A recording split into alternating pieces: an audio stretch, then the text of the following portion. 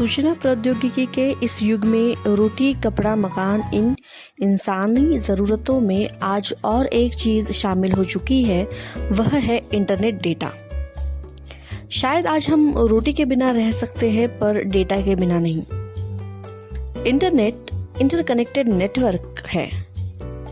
असल में global wide area network के रूप में जाना जाने वाला इंटरनेट दुनिया भर के कंप्यूटर सिस्टम को एक दूसरे से जोड़ता है। 1990 के बाद जिस तरह से इंटरनेट ने लोकप्रियता हासिल की, उसके पीछे पीछे अर्थव्यवस्था भी इसके साथ जुड़ गई। वर्तमान में हमारी कुल विश्व संख्या के 1/4 लोग दैनिक व्यवहार में इंटरनेट का प्रयोग कर रहे हैं। आइए देखते हैं इंटरनेट के पहले क्या स्थिति थी। जैसे कहा जा चुका है, 1990 के बाद इंटरनेट हमारी जिंदगी में शामिल होने लगा। 1920 तक आते आते आज इंटरनेट हर किसी की जरूरत बन चुका है। पर सवाल यह है, क्या इंटरनेट भी हमारी जिंदगी में पहले इसी तरह से प्रभाव जमाए हुए था? जवाब मिलता है नहीं। इंटरनेट की व्याप्ति के पहले हमारे पास ज्ञान के संग्रह के रूप में किताबें थी, ग्रंथालय थे। हर एक घर परिवार में आपको नाना तरह की किताबें मिल सकती थी। तरह तरह के खेल होते थे, गीत संगीत के कार्यक्रम होते थे। इंटरनेट के बिना जिंदगी थमी हुई नहीं थी। हाँ, लेकिन कई चीजें ऐसी थी कि जो सीमित क्षेत्र में थी। आधुनिक युग की अत्यंत सशक्त बन चुकी विधा इंटरनेट पिछले कुछ वर्षों में अत्यधिक गतिशीलता के साथ परिवर्तित एवं विकसित हो रही है। इंटरनेट के आज के स्वरूप को देखने के पहले हमें इंटरनेट के भूतकाल पर भी दृष्टिक्षेप डालना आवश्यक होगा। आइए देखते हैं इंटरनेट का सामान्य परिचय। इंटरनेट युग का सही मायने में प्रारंभ 1969 में हुआ। तब ARPANET से इस तरह के जाल की संकल्पना सामने आई। इसी वर्ष यूनिक्स जैसे ऑपरेटिंग सिस्टम का प्रयोग भी शुरू हुआ। 1970 में सर्वप्रथम ईमेल जैसी संकल्पनाओं का निर्माण हुआ। ईमेल का निर्माण करने वाले रे टॉमलिंसन तब ईमेल में @ इस चिन्ह के प्रयोग का निर्णय लिया। 1971 में इंटरनेट पर गटेनबर्ग और ई-बुक जैसे 2 नए प्रोजेक्ट आए। 1974 की शुरुआत में सभी नेटवर्क में केंद्रीय नियंत्रण के लिए TCP अथवा IP के प्रयोग पर जोर दिया गया। 1975 में जॉन विटल ने ईमेल प्रयोग के संबंध में कुछ सुधार किए, जिसके चलते ईमेल को प्रत्युत्तर देना अर्थात रिप्लाई देना, उसी ईमेल को किसी दूसरे को भेजना अर्थात ईमेल को फॉरवर्ड करना संभव हुआ।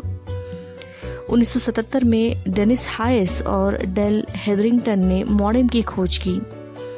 1978 में सर्वप्रथम अनावश्यक ईमेल को देखा गया, जिसे स्पैम नाम मिला। 1979 में यूजनेट का प्रयोग शुरू हुआ, जिसके चलते दुनिया भर के लोग इंटरनेट के माध्यम से एक दूसरे से चर्चा विमर्श करने लगे। 1984 तक आते आते डोमेन नेम सर्वर अर्थात DNS का निर्माण कार्य पूर्ण हुआ। 1989 में अमेरिका ऑनलाइन अर्थात AOL का निर्माण हुआ, जिसके कारण अगले ही कुछ समय में इंटरनेट ने लोकप्रियता के नए परचम लहराए। इसी वर्ष वर्ल्ड वाइड वेब अर्थात WWW यह संकल्पना टिम बर्नर्स-ली के द्वारा प्रत्यक्ष में लाई गई। मात्र इस संकल्पना का सही प्रयोग 1990 के बाद ही दिखाई दिया। 1990 में गोफर इस सर्वप्रथम खोज प्रणाली का निर्माण हुआ। 1993 में सर्वसामान्य जनों के लिए पहली बार मोज़ाइक यह पहला ग्राफिकल इंटरनेट ब्राउज़र उपलब्ध करवाया गया। 1996 में हॉटमेल इस ऑनलाइन मुफ्त ईमेल सेवा का प्रारंभ हुआ। 1997 में वेब ब्लॉग इस इंटरनेट ब्लॉग का निर्माण हुआ। तो 1998 में विश्व प्रसिद्ध गूगल इस सर्च सेवा वेबसाइट का प्रारंभ हुआ। 2001 में विकिपीडिया इस इंटरनेट के सूचना संबंधी विश्व मुक्त ज्ञान कोश वेबसाइट का निर्माण कार्य पूर्ण हुआ। जबकि भारत में सर्वसामान्य जनों के उपयोग के लिए इंटरनेट जैसे प्रणाली का प्रयोग प्रत्यक्ष में 15 अगस्त 1995 से उपलब्ध हुआ, जब भारत संचार निगम लिमिटेड अर्थात BSNL ने गेटवे सर्विस का प्रारंभ शुरू किया। आज इंटरनेट अपने बलबूते पर कई क्षेत्रों में अपनी जगह कायम कर चुका है। इसकी व्याप्ति इतनी बढ़ चुकी है कि कुछ लोग इसके बिना शायद जिंदगी का अस्तित्व स्वीकार करें। आइए देखते हैं वे कौन से क्षेत्र है जहां इंटरनेट का व्यावहारिक रूप प्रबल है। संचार। यह इंटरनेट का सबसे लोकप्रिय उपयोग है, जिसमें ईमेल, चर्चा समूह, यूजनेट समाचार, कई तरह के चैट समूह आदि को लिया जा सकता है। संचार प्रेषक का प्राप्तकर्ता को सूचना भेजने की प्रक्रिया का नाम है, जिसमें जानकारी पहुंचाने के लिए ऐसे माध्यम का प्रयोग किया जाता है जिससे सूचना प्रेषक और प्राप्तकर्ता भली भांति समझ पाए। वास्तव में संचार विभिन्न प्रणालियों के माध्यम से सूचना का आदान प्रदान है। इंटरनेट ने आधुनिक संचार माध्यमों के द्वारा वैश्विक समाज को एकजुट करने की प्रक्रिया में काफी हिस्सेदारी निभाई है। आज आप दुनिया भर के लोगों के सामने न सिर्फ अपनी बात बल्कि अपने आप को भी रख सकते हैं। अनुसंधान अथवा रिसर्च। इससे जुड़ी जरूरत की सारी जानकारी एक क्लिक के साथ आपके सामने लाने की जादू इंटरनेट से ही संभव हो पाई है। अनुसंधान के क्षेत्र में पूर्व में किए गए शोध, इन शोधों के ब्यौरे, शोध तकनीक आदि सभी आपको इंटरनेट से उपलब्ध करवाया जा रहा है, जिसका फायदा वैश्विक स्तर पर हो रहे अनुसंधानों का जायजा ले उसके साथ नई खोज की संभावनाओं पर भी काम करने के लिए हो रहा है। विषय विशेष के सर्च इंजन इस हेतु सहायक सिद्ध हो रहे हैं। शिक्षा। शिक्षा के क्षेत्र में भी इंटरनेट ने क्रांति ला दी है। इंटरनेट के कारण आज परंपरागत शैक्षिक रूप पीछे छूट रहा है तो उसकी जगह वर्चुअल क्लासरूम ले रहा है। दुनिया भर के शैक्षिक संस्थान आज इंटरनेट से एक दूसरे से जुड़े हुए हैं। Digital college, digital classroom, digital library जैसी संकल्पनाएं आज हमारे लिए नई नहीं हैं। इंफॉर्मेशन एंड कम्युनिकेशन टेक्नोलॉजी अर्थात ICT ने शिक्षा जगत के सहारे हमें नई दुनिया की दहलीज पर लाकर खड़ा कर दिया है। वर्तमान में इलेक्ट्रॉनिक पुस्तकालयों की बढ़ती संख्या के साथ शिक्षा सामग्री के विद्यार्थियों तक सहज वितरण में इंटरनेट महत्वपूर्ण भूमिका अदा कर रहा है। Google classroom, WhatsApp, Facebook, e-learning, इन सभी का परिणाम हम देख सकते हैं। इंटरनेट की सहायता से कई ऑनलाइन कोर्स तथा डिग्री पाने के अवसर हर उम्र के विद्यार्थियों को मिल रहे हैं। स्वयं इसके अच्छे उदाहरण के रूप में हम देख सकते हैं। नेट बैंकिंग, इसे ऑनलाइन बैंकिंग या इंटरनेट बैंकिंग भी कहा जाता है। यह बैंक ग्राहक को इंटरनेट द्वारा अपने घर, कार्यालय या कहीं से भी अपने बैंक खाते को परिचालित करने की सुविधा देता है। बैंक के द्वारा दी गई कुंजी का अर्थात पासवर्ड इस हेतु महत्वपूर्ण है। वर्तमान में बैंकों की शाखाओं का विस्तार देखते हुए लगभग हर बैंक नेट बैंकिंग के विकल्प के साथ काम कर रही है। यदि कुछ सावधानी बरती जाए तो यह अर्थव्यवस्था का महत्वपूर्ण घटक बन चुका है। घर बैठे खरीदारी, एक खाते से दूसरे खाते में पैसों का स्थानांतरण, बैंक संबंधी लगभग सभी कार्य नेट बैंकिंग से आज संभव है। आज इंटरनेट के कारण बैंकों में लंबी लाइनें लगाने की न तो जरूरत है न बैंक के समय के हिसाब से दौड़ धूप करने की आवश्यकता है। ऑनलाइन समाचार, वर्तमान में सभी समाचार चैनल अथवा समाचार एजेंसियां अपने दर्शकों, पाठकों तक पहुंचने के लिए इंटरनेट के बल पर एक दूसरे से कड़ी स्पर्धा करती नजर आ रही है। विगत कुछ वर्षों में 24 घंटे प्रसारण करने वाले समाचार चैनल एजेंसियों की संख्या बढ़ती हुई दिखाई देती है। समाचार के प्रसारण की बदलती शैली, समाचारों के प्रसारण से विशिष्ट ढंग आदि के द्वारा समाचार पाठकों की जिज्ञासा में अधीरता लाने का होने वाला प्रयास, इन सभी ने ऑनलाइन समाचारों के महत्व को और बढ़ा दिया है। आज जहाँ जहाँ मोबाइल और इंटरनेट की रेंज है, वहाँ वहाँ समाचार है। सबसे बड़ी खबर, ताजा खबर, खबरें फटाफट, इसी ऑनलाइन समाचार तंत्र के शब्द है जो हर मिनट खबर पहुंचाने के लिए अग्रसर रहना चाहती है। सिनेमा, संगीत, साहित्य। आज थिएटर में जाकर सिनेमा देखना मतलब पिछले जमाने की बात। नेटफ्लिक्स, वूट, अमेज़न प्राइम, हॉटस्टार, यूट्यूब और न जाने कितने ही ऐसे प्रोग्राम हैं जिन्होंने फिल्म की संकल्पना को बदलकर रख दिया है। इंटरनेट के कारण आज फिल्म थिएटर की चार दीवारी से निकलकर मनुष्य सुलभ परिवेश का मनोरंजन बन चुकी है। बस, ट्रेन या कहीं भी किसी भी जगह कतार में एकांत में फिल्म देखने के लिए उपलब्ध है सिर्फ इंटरनेट के कारण। रही बात संगीत की, तो इंटरनेट पे संगीत प्रथम MP3 के रूप में आया। आज MP4, WAP तथा अन्य रूपों में ऑडियो फाइल, जिसमें कितने ही नए और पुराने गाने हैं, इंटरनेट पे सहसा उपलब्ध हैं। कई नए कलाकारों को अपने हुनर दिखाने का मौका इंटरनेट के कारण मिल रहा है, जिस वजह से वे आज प्रसिद्धि के शिखर पर हैं। ठीक वैसे ही दुनिया भर का साहित्य इंटरनेट के माध्यम से सहज उपलब्ध हो रहा है। गटेनबर्ग जैसे प्रोजेक्ट इसके अच्छे उदाहरण के रूप में हम देख सकते हैं। Online booking. इंटरनेट की प्रसिद्धि तथा व्यापक प्रयोग का यह भी एक महत्वपूर्ण कारण है। यात्रा टिकट से लेकर ईश्वर दर्शन तक ऑनलाइन बुकिंग सेवा आज ट्रेड बन चुका है।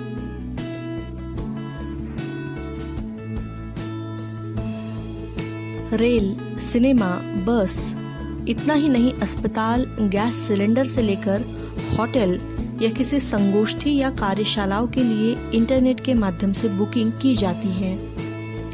निहित स्थान और तिथि के हिसाब से किसी भी सेवा को पहले से ही अपने लिए निश्चित करना ही बुकिंग है, जो इंटरनेट से सुविधापूर्वक की जा रही है। नौकरी खोज। पहले नौकरी पाना मतलब रेत रगड़कर तेल निकालने के समान था। नौकरी के लिए दर दर भटकना, एड़िया घिसना, अर्जिया या आवेदन देना आदि कितने ही ऐसे झंझट थे। पढ़ाई या किसी कोर्स को पूरा करने के बाद सबसे बड़ी चुनौती नौकरी पाना थी, पर इंटरनेट ने इस क्षेत्र में भी काफी नए अवसर एवं प्लेटफॉर्म उपलब्ध कराए हैं। नौकरी के लिए विज्ञापन, ऑनलाइन रिज्यूम अर्थात आवेदन पत्र बनाने से लेकर कंपनियों को यह रिज्यूम मेल करना, ऑनलाइन इंटरव्यू देना जैसे काम सहजता से हो रहे हैं, इसी इंटरनेट की बदौलत। इसी इंटरनेट के कारण आज का युवा वर्ग हाई पैकेज की नौकरियां भी पा रहा है। ब्लॉगिंग। पाठकों, विचारकों को अभिव्यक्ति का खुला मंच देने के साथ विज्ञापनों के लिए ऑनलाइन दुनिया में कुछ जगह देकर पैसे कमाने का माध्यम बन चुका है ब्लॉगिंग, जो इंटरनेट का ही एक रूप है। अभिव्यक्ति को कम खर्चे में माध्यम देने का काम ब्लॉग, वर्डप्रेस, ब्लॉग पोस्ट के माध्यम से हो रहा है। ब्लॉगिंग इंटरनेट के माध्यम से न सिर्फ वैचारिक अभिव्यक्ति का बल्कि नवनिर्माण का कार्य कर रहा है। चिकित्सा क्षेत्र। चिकित्सा जैसे जीवन रक्षा क्षेत्र में भी इंटरनेट का महत्व नकारा नहीं जा सकता। दुनिया भर के चिकित्सक, चिकित्सा वैज्ञानिक अपने ज्ञान, अनुभव ही नहीं, प्रत्यक्ष कृति आदि की जानकारी इंटरनेट के माध्यम से एक दूसरे से साझा कर रहे हैं। बदलती सूचना प्रौद्योगिकी ने चिकित्सा प्रणालियों में भी परिवर्तन किए हैं, जिसका आधार इंटरनेट है। Social media. वर्तमान में सोशल मीडिया हमारी जिंदगी का अभिन्न हिस्सा बन चुका है। सूचना आदान प्रदान करना, मनोरंजन और शिक्षा के बेहतर माध्यम के रूप में इस सोशल मीडिया की ओर देखा जा रहा है। ऐसे में सोशल मीडिया और इंटरनेट के बारे में कुछ कहना मतलब हाथ कंगन को आर से दिखाना। पिछले कुछ वर्षों में इसी सोशल मीडिया के कारण हम सामाजिक और राजनीतिक आंदोलनों को बल मिलते हुए देख पाए हैं। Facebook, WhatsApp, share chat, Instagram तथा अन्य चैटिंग प्रोग्राम और न जाने कितने ही ऐसे सोशल मीडिया के रूप हैं, मात्र इन सभी को चलाने वाला केवल एक है इंटरनेट। मात्र जहां इंटरनेट गायब, वहां मोबाइल या कंप्यूटर में यह सोशल मीडिया बेजान वस्तु की तरह हमें प्रतीत होता है। खरीदारी के क्षेत्र, इसे ई व्यापार के रूप में भी देखा जा सकता है। वाणिज्यिक व्यवसाय समूहों, व्यक्तियों के बीच उत्पाद सेवा के आदान प्रदान हेतु से ई बिजनेस जैसी संकल्पना का गठन किया गया था। 1996 में IBM के मार्केटिंग इंटरनेट टीम ने इस शब्द को बनाया था। इंटरनेट ने ग्राहकों के लिए बाजार की संकल्पना को विस्तृत कर दिया। इंटरनेट प्रयोगकर्ता किसी भी जगह से किसी भी वस्तु की खरीदारी नगद या ATM, डेबिट या क्रेडिट कार्ड के रूप में कर सकता है। यह ऐसा बाजार है जो 24 घंटे खुला रहता है। इसी कारण वर्तमान में ऑनलाइन शॉपिंग का जोर बढ़ रहा है। Amazon, स्नैपडील, फ्लिपकार्ट जैसे कई ऑनलाइन शॉपिंग समूह सस्ते दाम का दावा कर ग्राहकों को आकर्षित करने में सफल हो रहे हैं। भुगतान के क्षेत्र, खरीदारी के साथ ही भुगतान के क्षेत्र में भी इंटरनेट आगे है। इसमें बिलों का ऑनलाइन तरीके से भुगतान करने की सेवा दी जाती है। सामान्य तथा विशेष बिलों का भुगतान इंटरनेट की मदद से हो रहा है। फिर चाहे वो बिजली का बिल हो, पानी का, टेलीफोन का, केबल का या फिर किसी प्रीमियम का भुगतान हो, इंटरनेट इन सेवाओं के लिए ग्राहकों के लिए 24 घंटे उपलब्ध है। इंटरनेट जितने विशाल क्षेत्र में कार्यरत है, उन्हें देखते हुए इंटरनेट की महत्ता को नकारा नहीं जा सकता। बावजूद इन सब के इंटरनेट से होने वाले दुष्परिणामों को भी हम नकार नहीं सकते। अतः इंटरनेट जितना सुविधाजनक है, उसकी हानियां भी उतनी ही दुर्लक्षित नहीं हो सकती। इंटरनेट की हानि या दुष्परिणाम, फिशिंग जैसी तकनीक के दुरुपयोग से किसी भी अन्य व्यक्ति के बैंक या ईमेल खाते को हैक करके उसका दुरुपयोग बड़े पैमाने पर वर्तमान में किया जा रहा है। इंटरनेट पे सब चीजें बड़ी आसानी से उपलब्ध हो रही है, अतः मनुष्य का बौद्धिक बल, उसका प्रयोग मनुष्य कम करने लगा है। हमारी सोच, विचार का दायरा छोटा हो रहा है। हम खुद सोचने की जगह दूसरों की सोच का अंधानुकरण कर रहे हैं। इंटरनेट एक जगह पर बिठाकर हमारे शारीरिक मानसिक स्वास्थ्य पर असर करता है। इंटरनेट का अत्यधिक उपयोग करने वालों में माइग्रेन, पीठ दर्द, बढ़ता वजन, डिप्रेशन, निद्रानाश जैसे लक्षण मिलते हैं। सोशल मीडिया की चकाचौंध और ग्लैमर में छोटे बच्चे भटक रहे हैं। युवा अपसंस्कृति का शिकार हो रहे हैं और अपनी ही संस्कृति को भूल रहे हैं। इंटरनेट जितना ज्ञानवर्धक है, उतना ही समय की बर्बादी का भी कारण है। किसी जानकारी की खोज के साथ साथ अन्य विषय आदि की ओर भटकाने का काम भी इंटरनेट करता है। वास्तव में इंटरनेट आदत बन रहा है।